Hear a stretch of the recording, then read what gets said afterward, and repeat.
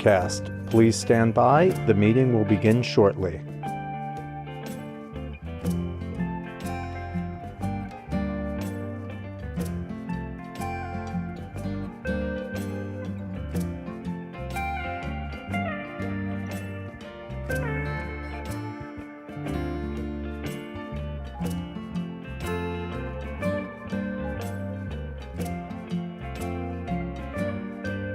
You have successfully joined the webcast. Please stand by. The meeting will begin shortly.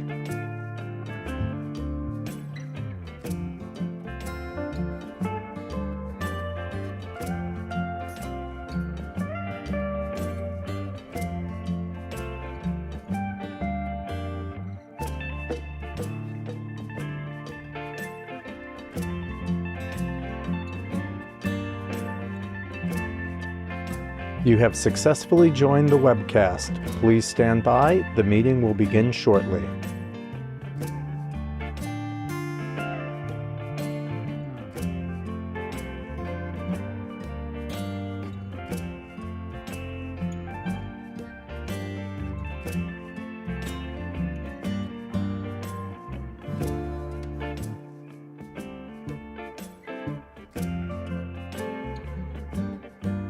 You have successfully joined the webcast. Please stand by. The meeting will begin shortly.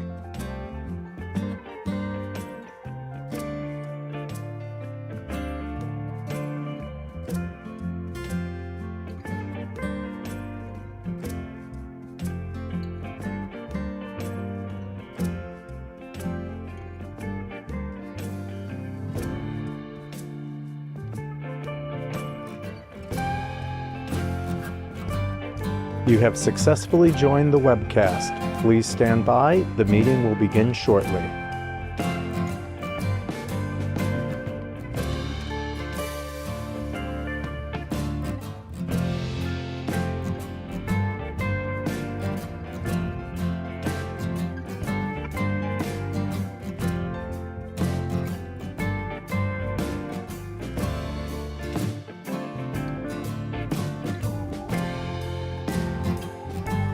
You have successfully joined the webcast.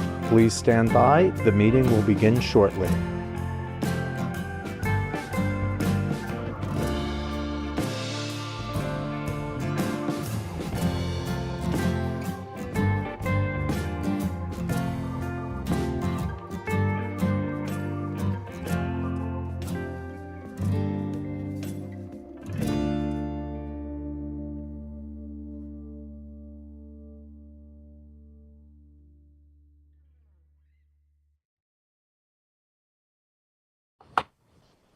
Good morning, everyone. I'm Christine Nicholas, Chair of the New York State Tourism Advisory Council, and I would like to call this meeting to order at 10:32 a.m. So let's go around the room for introductions. Hillary, I'm going to start with you. Okay, I'm Hillary Logan DeShane, a member of the TAC, Deputy Director at the Wild Center in Tupper Lake, New York, Adirondack region.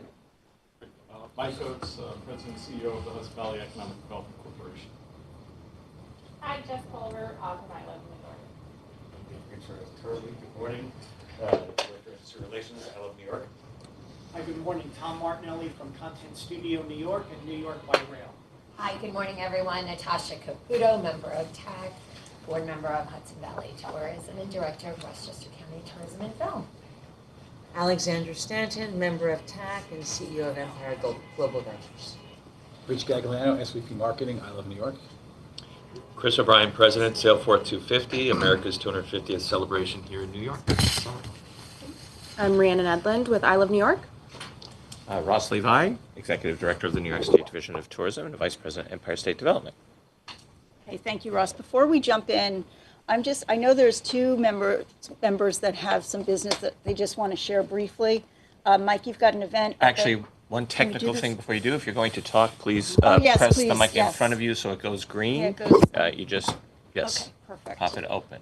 So press it. Yeah, perfect. Great, thank you. Hudson Valley EDC is partnering with IBM for a tourism and hospitality summit at their quantum computing center in Poughkeepsie on May 21st.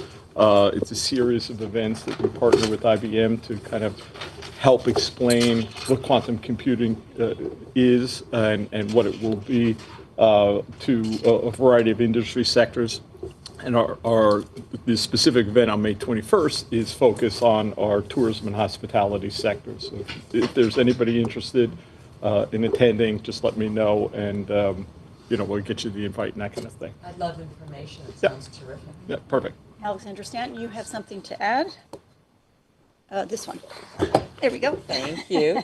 I did. So a lot of the art fairs are in town this week, and one of them is called 1-54. It is the Contemporary Art Fair for Africa.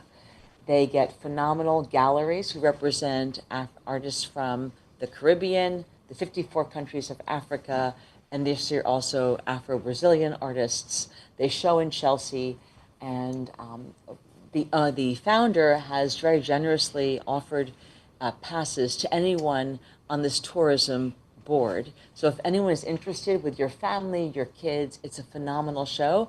Just contact me and I'll send you the passes. Thank you. My pleasure. Thank you so much. And before I jump into the order of business, we're good? Okay. So all members have been emailed a copy of the minutes, and they also have been available on the ESD website. Are there any changes proposed by TAC members? Okay, I need a motion to approve the minutes. So moved. Alexandra, in a second, please. Okay, Mike, thank you very much. All in favor? Aye. Okay, any opposed? Okay, the motion carries and the minutes are approved. Hi. You want to just introduce yourself? I'm Summer. I'm from Senator Serrano's office. Welcome. Thanks, Summer. Okay, so I'm going to kick my report today off with the tourism-related announcements recently made by Governor Hochul. Last week, Governor Hochul announced that visitation to New York State's Olympic Regional Development Authority, otherwise known as ORDA, their venues surpassed 1.2 million visits during the previous fiscal year. That number is a new record, underscoring the state's continued leadership in tourism, recreation, and international sport. The majority of visits occurred during peak winter months, supported by favorable conditions, expanded snowmaking capabilities, and a full calendar of events and competitions. A series of high-profile events helped drive visitation and internationally visibility, including the WHOOP IUC Mountain Bike World Series, I hope I pronounced that right, the FIS Cross Country World Cup Finals at Mount Van Hoevenberg, and the ECAC Hockey Championships. The Olympic Authority continues to work in close collaboration with I Love New York and Roost to promote visitation and align tourism strategies, ensuring New York remains a leading destination. Amazing snow this season. You must The thank you to snow Mother helped. Nature. It was great. The Olympics helped, Yeah. but if we didn't have those facilities, it's still, that's what's drawing the visitors. So we're very happy to have that. There really is increased snowmaking Yeah. capabilities too, which has made a big difference. That's excellent. Yeah. Last month, the governor announced a 93-acre expansion of Clarence Fonstock State Park in Putnam County to protect various sensitive species and create new outdoor recreation opportunities. Located in the southeast of the state's park, existing 15,000 acres, the new addition includes habitat for various special concern species. The purchase of these woodlands will help protect the local ecosystem from invasive species and the impacts of climate change, ensuring that generations of New Yorkers can appreciate and enjoy our state's public lands. This park expansion will also help create new space, recreation opportunities for park visitors, complementing Governor Hochul's Get Offline, Get Outside campaign to promote physical and mental well-being. To kick off Earth Week, Governor Hochul announced the launch of These Lands Are for Everyone initiative in April, with the first two major outdoor recreational infrastructure investments, helping connect more New Yorkers of all abilities with the environment. The first is an expansion of the Rhinestein Woods Environmental Education Center in Erie County, which has a rich history of providing accessibility to visitors of all mobility levels. The project will include 7,000 square feet expansion, as well as a dedicated space for accessibility equipment such as motorized scooters, a trail wheelchair, sensory tools, and accessible ski equipment. The Memorial Trail at Zor Valley Unique Area, located at the border of the Cattaraugus and Erie counties, will provide a fully accessible and safe experience along the gorge rim overlooking Cattaraugus Creek. This project will coincide with Phase 2 of the trail's construction and includes multiple accessible amenities, including benches and parking, as well as educational signage designed to keep visitors on the trail and a safe distance from the gorge. Governor Hochul also announced the opening of Pendragon Theater's new downtown facility in Saranac Lake. The new theater represents a significant investment in the region's cultural infrastructure and a major milestone in one of the Adirondacks' leading performing arts organizations. The new venue provides a permanent home designed to support expanded year-round programming, foster artistic development, and increase access to live theater for residents and visitors. The project is expected to serve as a cultural anchor in downtown Saranac Lake, contributing to ongoing revitalization efforts and supporting regional economic growth. The project was supported through a combination of public and private investment, including $500,000 Market New York grant through ESD. And finally, the governor announced a major milestone in the $100 million Albany International Airport revitalization project with 6,000 square feet of new departure hall. It's now open for public use. This includes a direct connection to the second floor TSA checkpoint and 4 new escalators. The fully reimagined 14,000 square foot departure hall will house the TSA checkpoint and queuing area, new restroom and dining, a direct connection to the north parking garage, and a signature art installation. The new space is designed to create a more efficient and comfortable experience for travelers, expanding and updating the screening space that was built for the pre-9/11 operations. As was announced at a prior meeting, this is part of a larger $100 million project taking place at Albany International Airport as part of the governor's Upstate Airport Economic Development and Revitalization Competition. That includes my report. I welcome any questions. I just have to, as a Capital Region resident, have to weigh in on the airport. Okay. That those lines that used to span out into the walkway to the garage, and it is going to be a real game changer for a really great airport and an important one for the region. It also pulls people up from the south, down from the north, the Adirondacks. So it serves a lot of people. It's a great airport. Ross, can I ask, for those of us who normally take the train, what routes are generally serviced now by Albany, if you happen to know? No, Albany Airport? Yes. Well, it goes, it actually, well, yeah, JetBlue, Delta, I'm trying to remember the other airlines that are there. Yeah. But you can get to anywhere in the world through connections. I mean, I've flown internationally connecting to DC and Dallas. It's my hometown airport that I go to London through. Now, not nonstop, but it's a sizable airport. They fly direct to Detroit, and I think also Florida, there's lots. several to Florida. Got a new lots of Denver Florida. direct flight. Yeah, DC nonstop, Chicago nonstop. Really? Yeah. That's great. Yeah. Great. Anybody else have any questions? Okay, so now I'll turn things over to Ross and Rich for an update on the I Love New York programming. Thank you. Before I get into my formal report, I have to take a moment because she's too humble to congratulate herself, to mention that we're very excited that our very own Christine Nicholas is being honored today with a Women in Tourism Lifetime Achievement Award. So congratulations, Christine. Well deserved. And both our kids are now going to college at great Yeah, schools. almost. Well Yes. done, Mom. Probably more. Well done, More of Mom. an accomplishment, That's right. actually. But yes, so we're very excited. Well deserved. This is our busiest time of year, as I have to keep reminding our staff. I don't know. I don't have to remind them, but just for our own sanity, to let staff know. Basically, my feeling is from April to July 4th is white knuckle time. There's a lot going on. It's never mind getting ready for our busiest tourism season of the year. This is when the trade shows happen. This is when the conferences happen. This is when TAC happens. And then, you know, you put on some small events like FIFA and America 250 on that, and it becomes even more so. And so it's quite a time of year.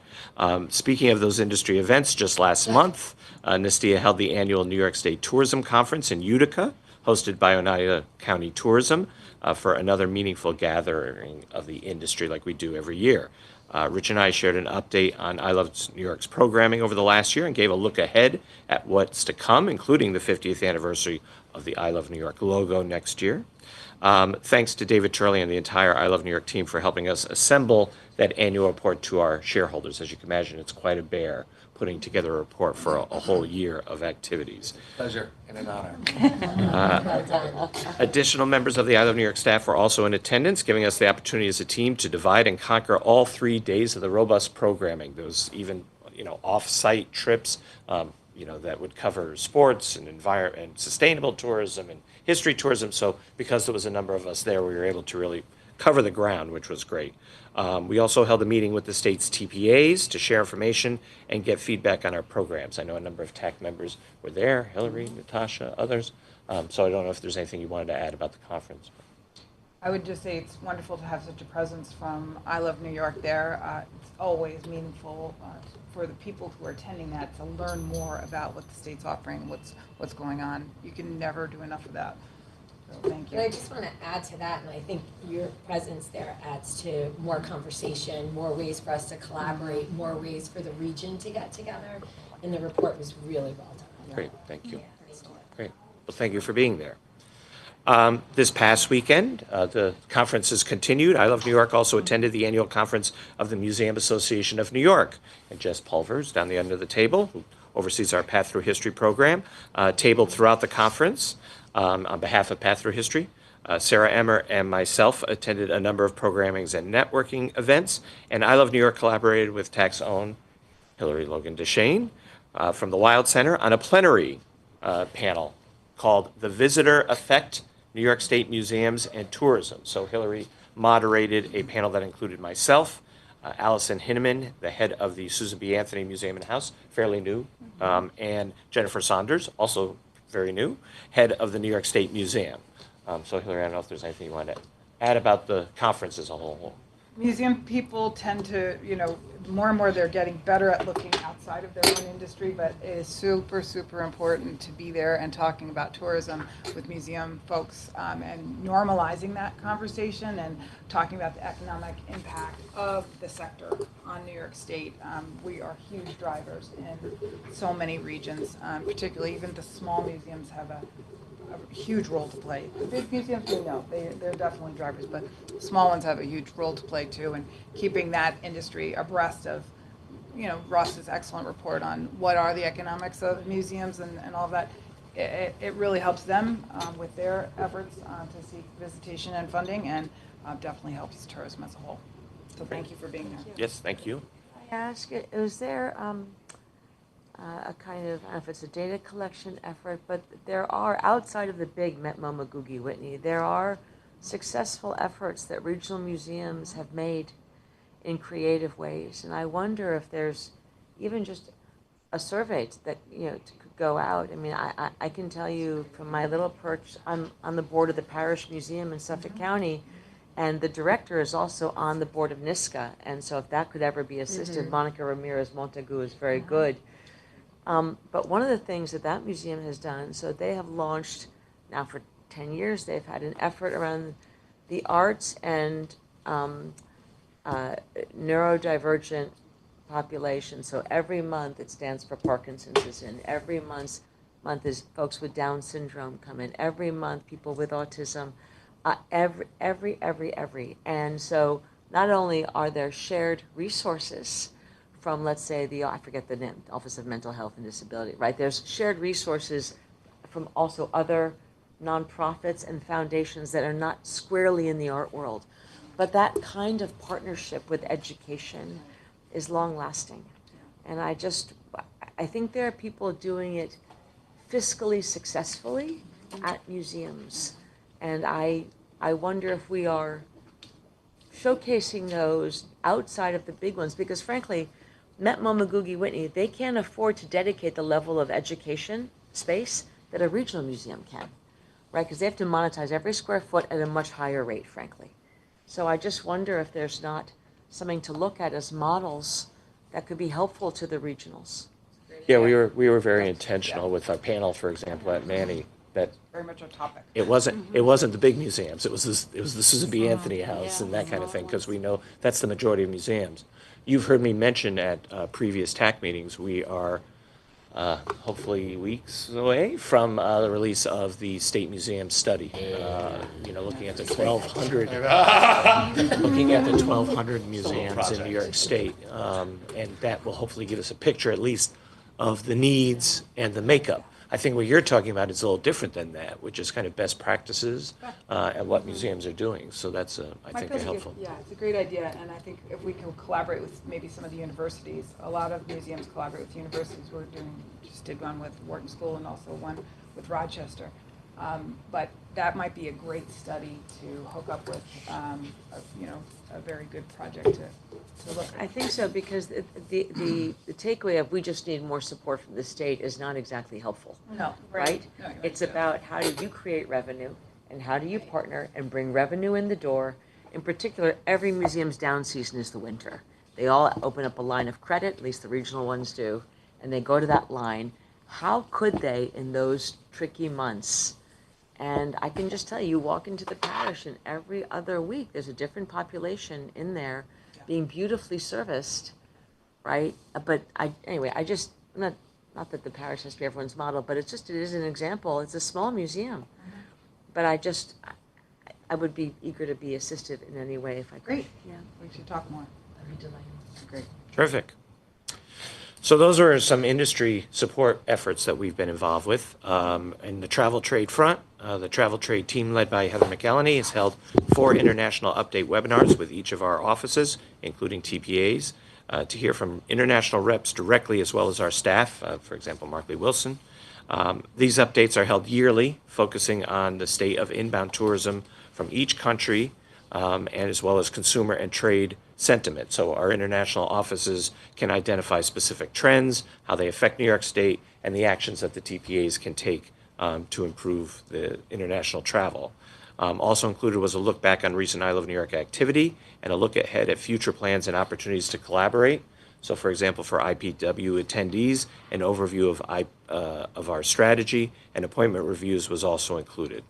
We've had 30 TPAs join us for all 4 of those webinars, with several joining at least 3 of the 4 sessions. So we know that people are interested in multiple international markets.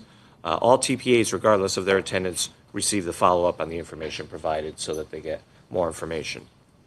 And speaking of IPW, next week is the start. I'll be on the plane on Sunday. As you know, the largest international travel trade show in the U.S., taking place this year in Fort Lauderdale. The show will once again have a branded New York State aisle, coordinated by our own Danae Jones-Persip, which will include our 8-space I Love New York booth with 7 different partners, including Westchester and Orange counties, Lake George, the Wild Center, and the Great Lakes Seaway Trail. They'll be joining us for our tour operator meetings, and then further down the aisle are even more additional partners like Long Island and Niagara Falls. We will also be having a day of meetings with travel journalists from across the globe at the Media Marketplace on Tuesday. This year, for the first time, we are partnering with NYC Tourism and Conventions on their Broadway reception. That used to be a lunch. It is now being moved to an evening activity in an actual performing arts venue rather than just in the big convention hall. And I will have the opportunity to speak from the stage to over 1,000 buyers and journalists about adding New York State to their New York City vacation. So it's a great opportunity as we're showcasing Broadway in New York City to remind folks that you can also add on a day at the beach or a day in the Hudson Valley, or et cetera, et cetera. I Love New York is also hosting a reception, as we always do, for 150 tour operators and travel writers from our 4 core international markets, as well as key emerging markets. And over 45 state partners are joining us for that networking as well. It's a boat reception this year, keeping with that Fort Lauderdale coastal theme. Also on the international front, currently as we sit here in New York City, there are 19 international journalists experiencing New York State on a Bloom FAM tour. The tour began on May 10th and will end on May 16th. Outlets in attendance include the Globe, Dreamscapes, and BBC Gardens. The FAM focuses on gardens, farm-to-table experiences, and wine and craft beverages, spanning 8 counties from Westchester to Erie. That's a pretty expansive FAM. You can see a sampling of some of the locations up on the screen there, with highlights including Duchess Gardens, Olana State Historic Site, Mohawk Mountain House, the Inns of Aurora, and hot air balloons over Letchworth. So those are our travel trade activities. And now for our marketing activities, I hand it over to Rich. Can I ask you a question Sure. first about what you were saying? Do you think that there's a way for it to be easy if people want to add on a trip to the Hudson Valley, or they want to add on to Long Island? Is there an easy one-stop shop for the way to do it? And I ask because I had a breakfast meeting in a Midtown hotel, and there was a lovely table of Japanese tourists next to me talking about eagerly coming back in late July, to move their child into NYU. And they were talking about how wonderful the city was, so I leaned over and I said, have you ever thought about adding on some time? And they said, well, how would we do that? Always selling. Good job. Who always be pitching, right? Always be closing, right? And they just said, well, is there an easy way? Is there a concierge? Who do we call to handle just to do it? Because if I get on a train or I rent a car, how am I going to know where I'm going? And I thought to myself, I'll ask Ross at the next meeting. Is there an easy way to Our website is one way. That's not the easiest way. The easiest way, well, the easiest way is for them to do it with whoever's booking their trip here, which is why that's our international work, right? When we're in Germany and Australia and whatever, we are working and educating their travel agents so that when they go to book a trip, that the travel agent is suggesting, well, did you think about adding a day to Long Island? Did you think about adding to Hudson Valley? Because the truth is, it's hard to do when you're here. It's easy to do is when you're planning. You think those agents would know how to do that easily? We know the ones we train are. Right. And there's a lot of training that takes place. Right. New York City does that as well. A lot of our localities do that as well. So like the local, Absolutely, and all the regionals, Hudson Valley Tourism, all the different areas, the regional websites, which the I Love New York Matching Grants Fund supports, a lot of that is already online. So I think as Rich was saying, and Ross, if they do a search, that If bubbles you're up, here, right, extend if you're your here, stay. obviously the site's gonna help, but if you add it on as you're planning the trip, and one of the reasons we visit these international markets are, a lot of the international markets, it's still more prevalent for people using travel agents, where they're selling them pre-packaged trips. So we try to work with them when Ross and team go on these international trade missions. That's what they're doing. They're talking to wholesalers saying, instead of a 3-day trip here, how about a 7-day trip adding on this and this, and different packages. So the idea is for us to sort of encourage them to create those products, for lack of a better word, and then have them sell those products retail when people come in. Have you ever thought about training concierges at Manhattan hotels? We've actually tried doing some of that. There's a meeting actually just in the next couple of weeks that City Guide is hosting. So we all attend and we sit and we talk with them and we put that product together. It's such a big ecosystem that takes play into that. Rich.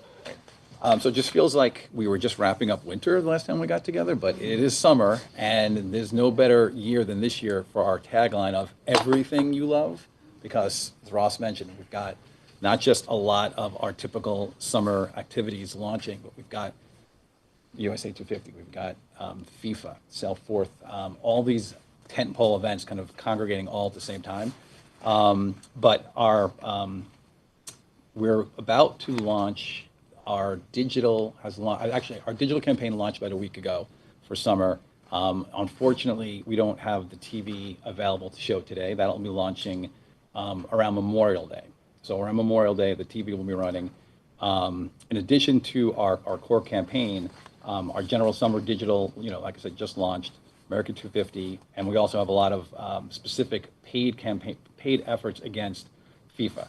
And the FIFA efforts that we are supporting are not necessarily to promote the World Cup itself, but how the New York residents across the state can experience the World Cup themselves through various events and watch parties. I have a slide coming up that talks more specifically about the World Cup. But again, it's all about getting access to these games to those who cannot go to the games themselves at the stadium, how do most of New York residents across the state, how can they enjoy the benefits of the FIFA World Cup? In addition to campaigns that support America 250 and FIFA, we'll also be launching our LGBTQ travel campaign. I think it launched on May 5th, and that can be running through mid-July. And our Path Through History campaign launched yesterday, I think. Today's the 11th? It's the 12th? 12th. Yeah, so our Path Through History campaign launched yesterday, and that's going to run through mid-June. And later in the summer, we'll also be launching our Black Travel segment campaign, as well as a campaign focusing on accessible travel. And of course, we've got our digital promotion to help promote travel to the Great New York State Fair in Syracuse. So like I said, a very busy summer with our normal activity, but more so with the tentpole events. Next slide. So FIFA. Over the past few TAC meetings, we've covered a number of FIFA-related announcements and initiatives, with 8 games, including the World Cup finals, being played at what's normally called MetLife Stadium. The primary goal of New York State and I Love New York efforts have been to extend the experience of the World Cup to those beyond actually attending the games, and get as many residents as possible to engage with the World Cup, since it spans about 6 weeks. In past TAC meetings, we've already talked about announcements from the governor about our regional watch party grant program and 2 larger scale viewing events in the tri-state area, both in Stony Brook and Westchester. But since then, there's been a few more announcements building on those initiatives. In regard to the regional grant program, the actual awardees have been announced, and there'll be 12 regional events covering the entire state. There's events coming specifically from that grant program. Residents in Troy, Albany, Syracuse, Binghamton, Amsterdam, Southern Essex County, Potsdam, 2 events in Rochester, and 3 events in the Buffalo area.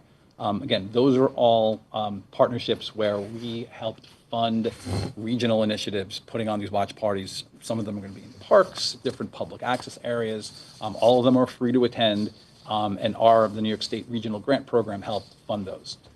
Included in that grant program is not just support dollars to operationalize these events, but also the viewing rights from FIFA is included in that. So on your own, I think viewing rights are free if you are in a pre-established restaurant, bar. They're not charging money for that. But if any sort of public viewing opportunity, there is a fee. So we worked through the specifics on fees with the New York, New Jersey Organizing Committee. So that, right off the bat, is a great way to have the FIFA spectacle go across the entire state. In addition to those regional events, the viewing events in Stony Brook and Westchester have also been announced. But just yesterday, the governor announced the tickets are now available for the Stony Brook event. June 12th, that is the opening weekend. I think there's a game on the 11th, but the first U.S. men's game is happening on June 12th. Tickets are available now at NewYorkStateUnited.com. There's a full website dedicated to those 2 events. The Westchester events will be going on sale probably in a few weeks, Okay. but that event is on the finals, June 19th. There's a little bit more time. Not sale. They're free. You said not. You Oh said yeah, on I'm sorry, sale. on sale, it's colloquial on sale, Yeah. available, made available. Yeah. Tickets are all free of charge. You will have to get a digital pass just for crowd control to help us understand how many people are going to show up there. The Stony Brook event is actually broken into 2 specific events. There'll be an earlier watch party at 3 o'clock. I forgot the teams who were playing in that game, but the 3 o'clock event is going to be more family focused, kid focused. There's going to be soccer clinics, food trucks, fun, some partnerships with local soccer teams, some soccer plays. On the 12th, yeah, at 3 o'clock is that first game. Then there'll be a separate ticketed event for the evening. There's a 9 o'clock USA men's game that night. But before that, this has not been announced yet, but there'll be a special music announcement, a musical guest announcement. So that second event is going to be more, still family friendly, but it's going to be more at night. So there'll be the band, there'll be the game, there'll be food trucks, but less of the fun on the field, clinic type situation. So yeah, just the reason why it's 2 ticketed events is because of the gap in time. The first game is 3 o'clock, the second game is 9 o'clock. If the games are a little bit more back to back, it might make sense to have more of a sort of double header type ticket. But we decided that the best way to sort of operationalize that is do an earlier event, kind of clear things out, and bring the night crowd in. But either way, it's going to be, it's accessible. It's Stony Brook. It's right off the railroad. We're hoping for a big crowd there. And then obviously for Westchester event at Kensico Dam on July 19th, that's going to be the finals. So hopefully that's going to be a draw itself. People are going to come to watch the finals. So much more to follow on World Cup, but that's, you know, like everything else we're about to talk about, it's here. I mean, we've been talking about these things for a few years now, and this is it. You know, we're in mid-May. I think the first game is less than a month away. And Jersey's charging crazy prices to get them. That's a whole different topic. I know. But yes, that's why we are trying to spread as much access to the games. For a very limited amount of people are fortunate enough to get tickets to the game at the stadium and deal with all the traffic and getting there. But how do we, you know, provide, it's the New York, New Jersey World Cup, so how do we get that access to those games in, you know, as much as an accessible way? Very exciting. Very exciting. I can't remember a time in our history where we've had watch parties like this across the state. And finally, we have an announcement of our own to make. Speaking of how to easily plan trips, a very good setup. We didn't plan that. No, we but didn't. It was a good segue for But, this. Earlier this month, we launched the I Love New York chatbot on the I Love New York webpage. The chatbot that we put on there right now, it's our first step into the AI world. It's a very small step, but it's an important step. The way our chatbot is set up right now is it only pulls information and data from our website. So it's a closed environment. So all of the, you know, tens of thousands of pages of content that have been built up over the years on I Love New York is accessible through this chatbot. So it's essentially building off of our existing search engine. It's basically our search bar is still there, but that search bar basically provides a series of links based on the keywords you put in. This takes that to the next level and provides a, you know, seemingly human. It's really scary how, you know, obviously you've all played around with AI. It's really impressive, but we want to take that first small step of just working within our closed environment, all trusted content. And right now it's under soft launch, so people, it's accessible to everyone who visits the website. We haven't started promoting it yet. Once we go through that initial phase of testing and kind of kicking the tires and kind of working on any kinks, we'll probably start promoting that through digital media in the next probably month or so. Again, based off of the learnings that we gained from this first soft launch, our next step may be to explore how do we open up that window of content beyond our website and maybe open it up to trusted TPAs and regional websites. So it's still trusted content. We don't want to let it go off into the wild quite yet. But that's sort of our kind of rollout plan for it. Instead of me talking about it, Rhiannon's going to pull up and just do a really quick demo of you know, how it could work. We're going to start with just two examples. One example is going to be just a very broad search. Someone who has no idea what they want to do. I'm looking for some outdoor fun this week. What should I do?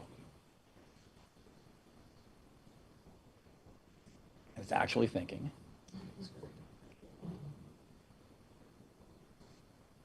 I think that thinking's better than that wheel in the sky Yes, buffer. exactly.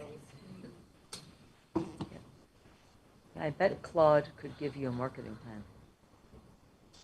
Really, no kidding. Well, Claude at Anthropic, right? trust me, I love we're Claude. figuring out how to best incorporate AI into all of our. Take a look at their marketing plan. Right. Very popular questions. So just from a broad ask, you know, no specific region in mind, you know, absolutely, here are a few awesome outdoor picks happening this weekend. So it's timely, it's not just, you know, it still drives down eventually to Right. content that lives on our site, so all the results are not going to be deeper AI created, but it's just a more intuitive, user-friendly way of providing you an answer to your question instead of just giving you a series of links.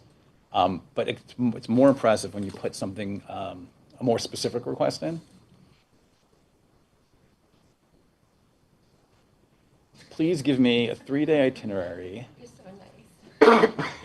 Please. Yeah, please. The AI would be insulted. I find myself, when I'm doing AI, I'll say, thanks, that was great. And I'm like, I'm not talking to a person.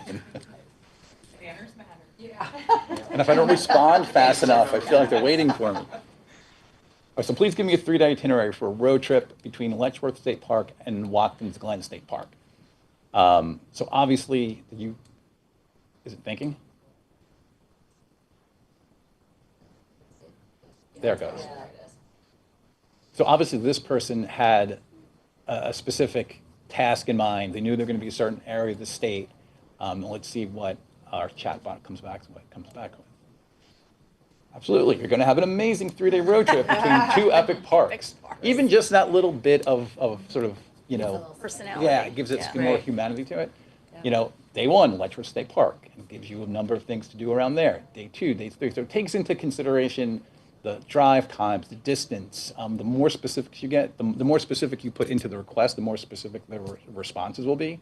Again, we're working with a vendor on this, and before this launched, obviously there's a lot of testing and trying to break it and looking for inappropriate answers. You know, that's the worst thing that can happen with AI is beyond just a wrong answer is something that's inappropriate that causes more trouble than you had before you had AI.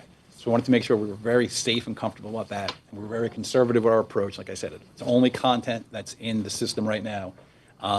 We'll play around with this for a little bit, get some market research, kick the tires on it a little bit further, and see where it goes from there. But this is a perfect example of you can tell your friends the next time you see someone at a restaurant, use the new chatbot, and it'll help them plan their unplanned trip. So that's some of our general marketing. As you can hear, plenty going on. You also are very aware of our segment marketing programs. Accessible New York, for example, you heard at past tech meetings about working with influencers. We are again working with Danny Bowman from Love on the Spectrum to enjoy an accessible day in New York City at 3 iconic locations. She visited Summit One Vanderbilt with its offering for visitors on the autism spectrum. Stopped for lunch at Café Jouin, I believe. Jouin? I don't speak French. A French cafe that employs people with disabilities, and enjoyed an off-Broadway show at New York Theater Workshop with their radical access policy that encourages people with all abilities to enjoy a performance. She created 3 Instagram Reels, cross-promoted to TikTok, as well as multiple story posts, which altogether have almost 800,000 views across the platform. And we know these are people, it's great to reach segments in this way because they have trusted, they have followers that trust them for the recommendations. So in conjunction with that content, we also sent a newsletter centered around celebrating Autism Acceptance Month in April, sharing some of the resources we have for autism-friendly activities and attractions across the state. Another Accessible New York influencer campaign is in the work with plans for 3 seasonal trips this year. Accessible New York is also activating again at 3 accessibility-focused events across the state. Just last week, Rhiannon, along with our experiential team, attended the New York, New Jersey Abilities Expo in Edison, New Jersey. It's a consumer-facing event over 3 days, providing resources for people with varying accessibility needs. We had a 10 by 20 activation with a photo op, multiple games, and additional information on the program. We'll also be going to Disability Pride of Western New York and Buffalo, and the Disability Unite Festival in Central Park, both taking place in July. So this is the second year that we've been out in the world doing these activations, so we're looking forward to seeing the growth year over year. For our Black Travel program, we've been very busy on growing its offerings. The first ever I Love New York Black Travel Guide, a printed guide produced by Mark Hamilton and our in-house publications team, is printed and ready to be ordered. Feel free to go to the I Love New York website and refer others there as well. A summer newsletter will be sent out soon, focusing on summer learning, multi-generational travel, summer events, and more. Speaking of events, Black Travel now has a dedicated page for events centered around Black history and culture. So it's great to go beyond attractions and into events as well. The Black Travel's second influencer campaign is taking place this summer, highlighting family travel in Buffalo and Niagara Falls. Content creator Traveling Child is from Florida with 2 elementary-age daughters and will produce and promote videos focused on family fun, Black history, and culture in the region.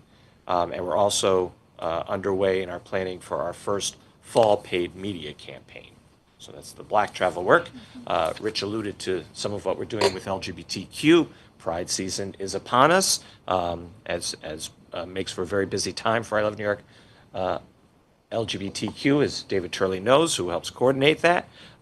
We're in the process of updating our materials to reflect the current Pride season. Our annual online Pride Guide will be getting a refresh, and as of last week, there's already 85 Pride events on the Pride calendar all across New York State. 97 as of last night. So look at that. Well done. Gaining by the day. Well done. Rich alluded to the paid digital campaign we have running, and also with our experiential team. We actually kicked off Pride season earlier this month with our first activation in Northampton, Massachusetts. Next up will be BIPOC and Capital Pride in Albany, Harlem Pride and New York City Pride here in the city, of course, and an activation later in the summer in Fire Island, and it'll caps off with Pride Day at the Great New York State Fair in Syracuse on Friday, August 28th. And then lastly, Path Through History. Obviously, it's a big year with America 250, but even before the formal work around that, we are just a month away from our spring Path Through History weekend. Our digital campaign recently launched, driving consumers to our Path Through History weekend calendar and our new weekend events blog. We're also utilizing video for paid social for the first time. The Path Through History landing page, which hopefully you've been to, ilovenewyork.com/history, has been updated and refreshed, and we have promotions running at New York State Thruway and Welcome Center kiosks. Program materials will be distributed to official sites and TPA partners as well. We'll, of course, at our next TAC meeting, give you highlights from that spring Path Through History weekend. We also will be represented at the Metro North Staycation Showcase, taking place tomorrow at Grand Central, and also next month at the New York State History Conference at Marist College. So we're out in the world again promoting Path Through History. And of course, with 250, we've helped add more than 250 New York State events to the America250.org calendar in total. So anyone that's going to the national calendar is seeing 250 different events here in New York State. The official New York State commemoration calendar now has over 180 events and is receiving new submissions daily. Our team has been working hard to produce owned and earned media, including America 250 themed videos for social media, a 250 specific public service announcement, and continued press pitches. We're doing paid promotion for America 250, including an 8-page spread in New York by Rail, as Tom Martinelli knows, with 6 pages directly promoting Path Through History in America 250. And our paid digital campaign is live and running through July 4th with target audiences including U.S. history buffs, big event lovers, and families who love learning. The first month of data is showing positive results, and so far is shaping up to be one of our top history-focused campaigns to date. Great. That concludes our report for I Love New York. Well done, Ross, Rich. Keep up the great work. We look forward to hearing more back in September, but I'm going to see a lot of you over the next couple of weeks. Exactly. To continue where Ross and Rich left off, speaking of the Path Through History, our guest speaker today is Chris O'Brien from Sail Forth. This is an amazing event, not only for New York City and New York State, but I also wanted to reemphasize what Ross mentioned. Chris's group, Sail Forth 250, is part of the national campaign. So this is also getting support from Washington, D.C. So we look forward to hearing the update on what you're up to. I'm amazed that you can sit here with you're usually, I see My you my brain is in about 1,000 places right now, but I'll focus for a minute. Thank you for your time, Yeah. Chris. Yeah, it's great to be here, Christine, so thank you for having me. And Ross, our Market New York grant is hard at work right now, so that's going well. I have some slides here. I think most people have probably seen my slides. Would it be better for me just to kind of go through some of the things we're doing, or? Yeah, maybe just kind of click along. But I'm really focused right now on we're in full production mode, as you can imagine. Our number of ships has settled out, and the total number of countries that will be coming to the Port of New York and New Jersey for this event is 46. There'll be 46 nations coming here with 15 to 20,000 sailors and several more thousand other kind of support and other dignitaries that are sending parties and delegations to join us here. The Tall Ship Parade, in partnership with the U.S. Navy, has matured to a point where we feel really good about where we are with the activities on the water.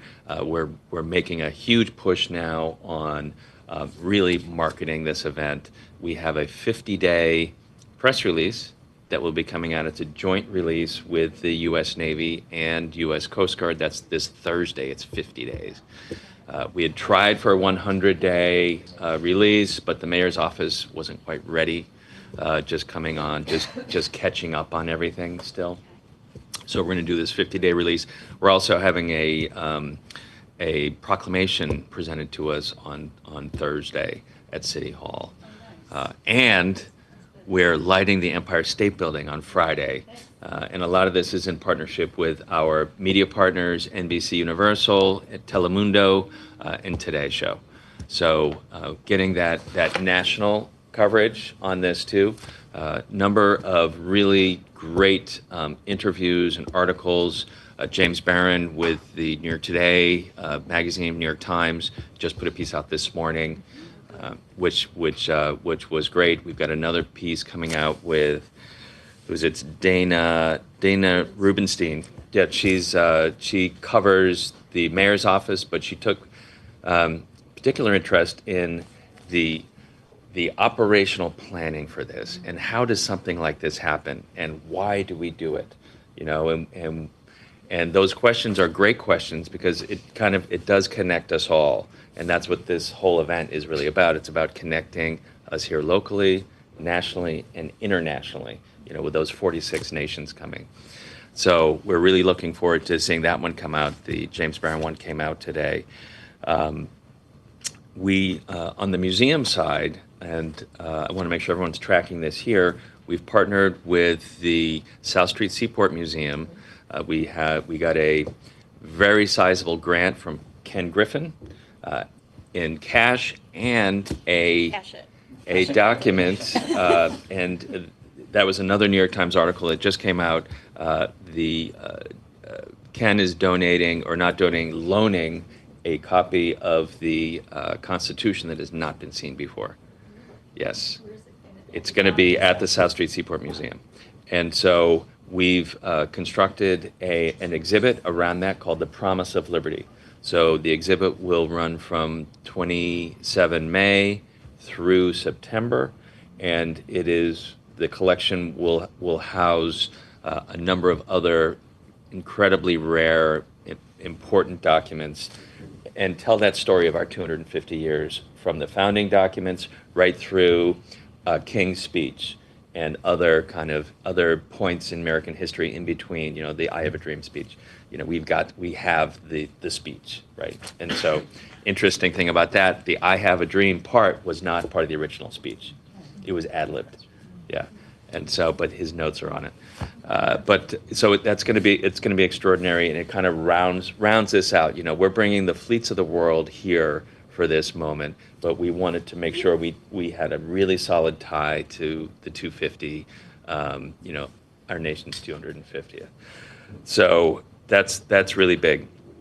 We partnered with NYC Tourism on a number of efforts.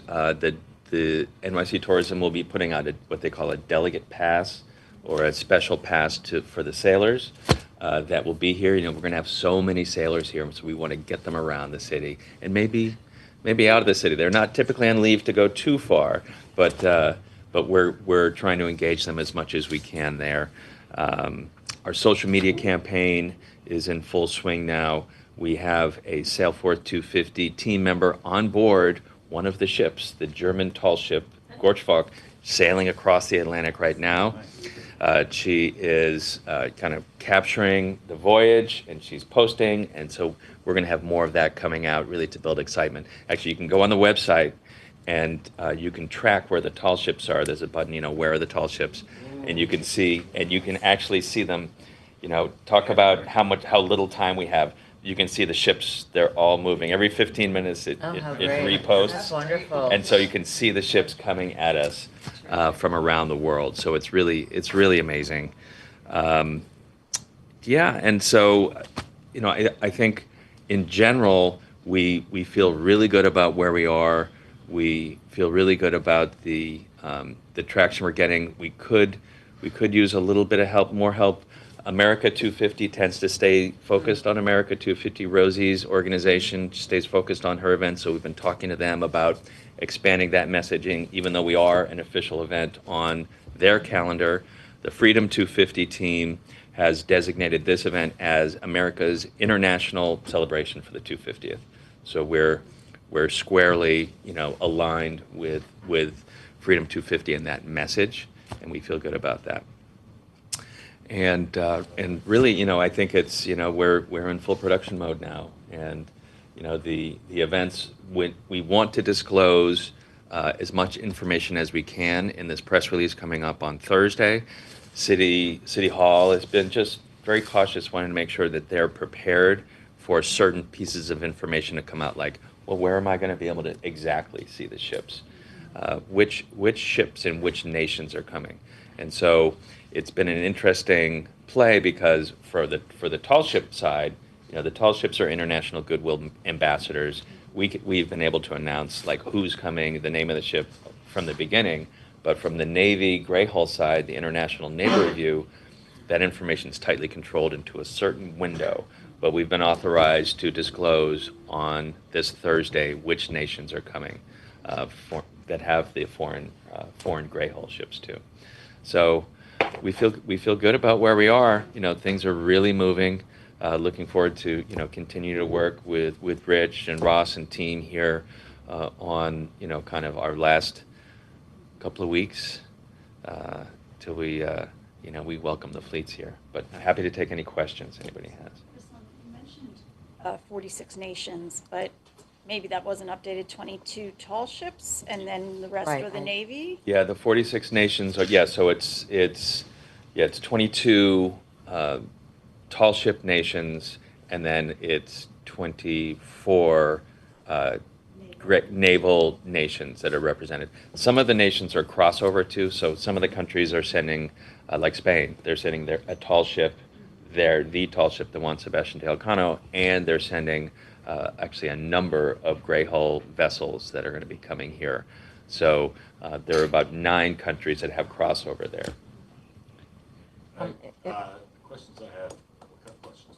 For those of us not familiar with the naval review, if you could describe that, I'd love to hear a little more about, from the local and tourist experience, the touring of the ships, where and when we'll be able to tour those. I see the schedule there. I thought it was July 5th. For whatever reason, I thought it was initially July 3rd.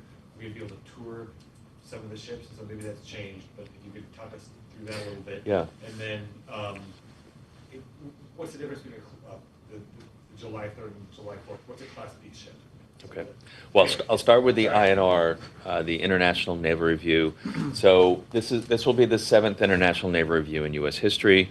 It is a protocol event where you see those circles that are lining between Verrazano and George Washington Bridge. Those circles represent where Navy Gray Hull ships will be anchored. So there will be 45 plus Navy ships at anchor in the harbor between the Verrazano Bridge and the George Washington Bridge. There'll be a single reviewing vessel that will review the fleet. And so it's a protocol event. So you exchange honors, and salutes and cannon fire, whatever, they decide to do as that reviewing vessel reviews the fleet. It's an official protocol event. That wraps up at about 9 in the morning, and then the tall ship parade will kick off at 9:30, going in the opposite direction, going north. That's on July 4th. July 3rd, there will be a Class B parade, which will come down the East River. And so Class A tall ships are the very large, 300-foot plus tall ships. The Class B tall ships are 150 feet and smaller, about to 100. They're just a smaller range, and they can clear the bridges, right? So it's the Brooklyn Bridge. Yeah. So it's those bridges. So the Class Bs are able to navigate down the East River on the 3rd, so that will happen. But none of the ships will be open for public touring until the 5th of July. That was another negotiating point with the city. With so much going on July 4th, we just couldn't do it. And and part of our responsibility for July 5th, 6th, and 7th, when there will be the free public touring, unlike FIFA events. Well, actually, not your events, but unlike going to see the game. But the 5th, 6th, and 7th, from 9 in the morning till 6 at night, the ships are going to be open here. Let's see, at the passenger ship terminal by Intrepid. That's going to be a giant area where there's going to be a number of Gray Hull ships and tall ships down at the South Street Seaport, over at Brooklyn Bridge Park, and on Staten Island at the Homeport Pier, the Stapleton area, kind of on that eastern shore of Staten Island. And so we We had another location that was Pier 36 on the East River, which we are pulling back from. Part of the challenge, and we initially we hadn't budgeted as much money for this as we now know we need, is we have to hire private security to do all of the screening, bag checks, wanding at each of the locations. So we were expecting to get a little more support, and so that's not the way it worked out. But so we've consolidated our footprint just a little bit, but we've got a plan that's going to be able to hopefully engage. Our initial plan was over 1 million people over the 3 days between all the locations would be able to visit the ships. So. If there's a way that through TAC we could get an email with, because, when we could go, some of us are very interested. That press release, if you send it to Ross and Rich and Rhiannon, then they will distribute it to the entire TAC. Not only the members, but we have some friends of TAC on that email list. That would be really helpful. Yeah. And Great. that press release would then, I think, it's public, so that will go on your website, I assume? Yep, too? that'll go up on the Okay. site, and it's going to be put out on all the wires, and so, yeah. You're gonna be busy on Thursday. Yeah, it's going to be a busy Make the day. lunch at Sardi's? Yeah, Okay. it's in Just there. checking. I've got it in there. I'm just checking. Who is on the reviewing vessel? So we don't know. We have been told the president is not coming. He's not. We've Not coming been- to any of this? We've been told he's not coming. Okay. Does that mean he's not coming? I don't know. Yeah. Yeah, we don't really know, but we've been told he's not coming, so. Chris, also on the Hudson, I know the Blue Angels, is there going to be timing on your site for that? I know, certainly in the River Yeah, Hudson we'll have River that. towns would be Yeah, interested in that. we'll have that gamed out. So actually, I didn't mention this. So during the parade of tall ships, Blue Angels will lead an international aerial review. So there are aircraft from allied nations around the world that are coming mixed in with U.S. aircraft from every service, from the Coast Guard to NOAA. I think NASA is sending something. I'm wondering if Space Force is going to send something. Who knows? But that will coincide with the Tall Ship Parade, and I have asked that they run that up to the Cuomo Bridge. Yeah. That's what I've asked, and so some of the aircraft will go that far. Some will have to peel back. There are aerial reviews going on all day, apparently in Washington D.C. So some of the aircraft will turn around and go back. Yeah, I think the timing would be great. Maybe we could get the bridge lit Yes. up. Okay. Be helpful. Yeah. So we'll get that once they're ready to release that timing. I think I can send you, Natasha, a kind of a preview of that. Yeah. Great, thank you. Or even send out that, just to have a sense. That'd be great. We'll do. Is that on your website? Yeah. This? Yeah. Okay. It is. Yeah. Right. Well, we wish you all the best. Thank you. Well, it's a team effort here, and everybody's support has been amazing, and so. One of the things on gotten there. Chris's website also that you should probably be aware of is he has some partners, so that if you wanted to get on the water, there, City Cruises, I think, is one of them, but you can book, like a 3-hour tour or Right. longer, dinner, lunch, cocktails, that type of thing. And actually, they have some clearance because they're working directly with you, that they can get pretty close to those ships. You won't be able to get off your boat to get on that ship, but you'll get pretty close, and then they're gonna have some narration explaining where they're from. So that could be a lot of fun, and I think that's happening for 3 or 4 days, right? Yeah, that will be happening with a number of partners, like Hornblower, City Cruises, and Classic Harbor Line is another one. Right. Yeah. And so we'll have that. There will be other opportunities to get on board ships, like for I Love New York, Christine, others that if there's interest in riding on a tall ship, we can talk about that for the parade. It's just going to be a very long day, so everybody needs to be prepared for that. Yeah. But our main review will be on Governor's Island.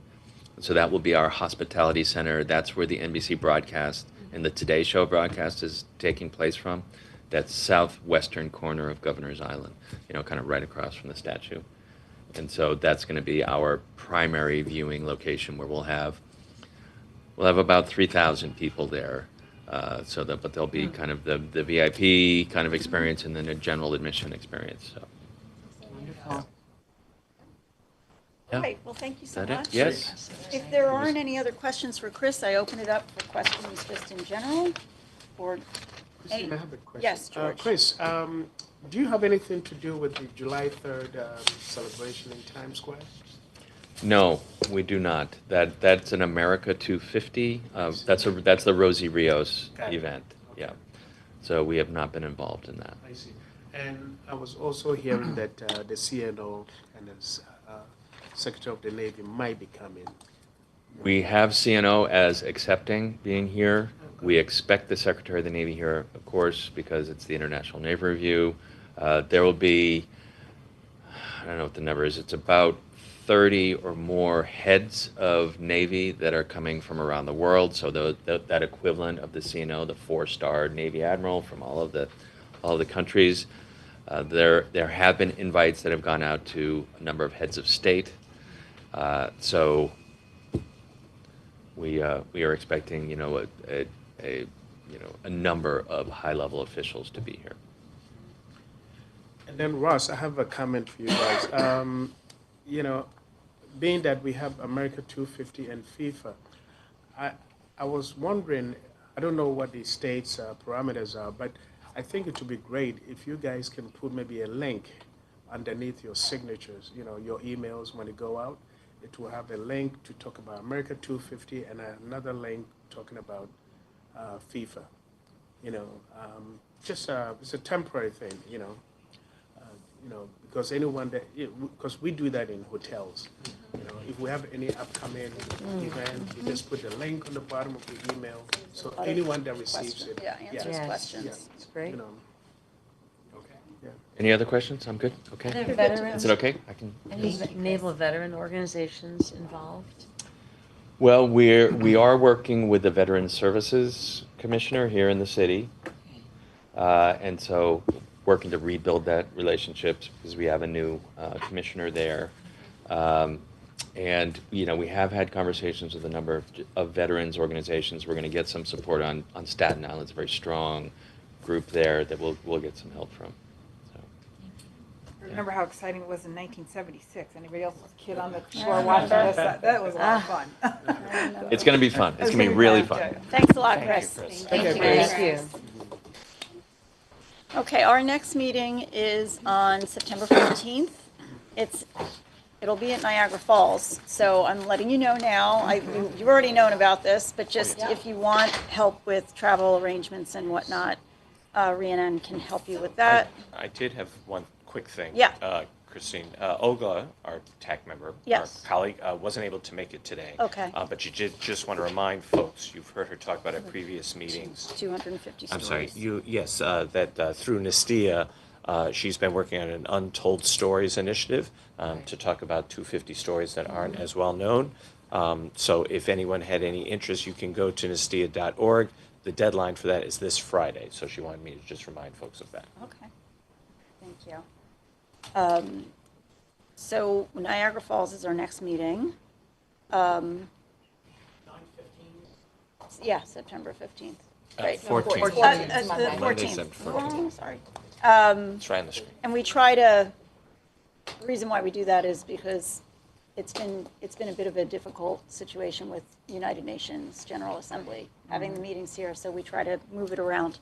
And also, recognizing that the in-person requirement for TAC, we have TAC members from across the state, and so we Yeah. are trying to move it around to accommodate as many folks as possible. Right. Okay, so I need a motion to adjourn. Alexandra, and a second. Second. Natasha, okay, gotcha. And I need to say the time, right? So it is 10:38.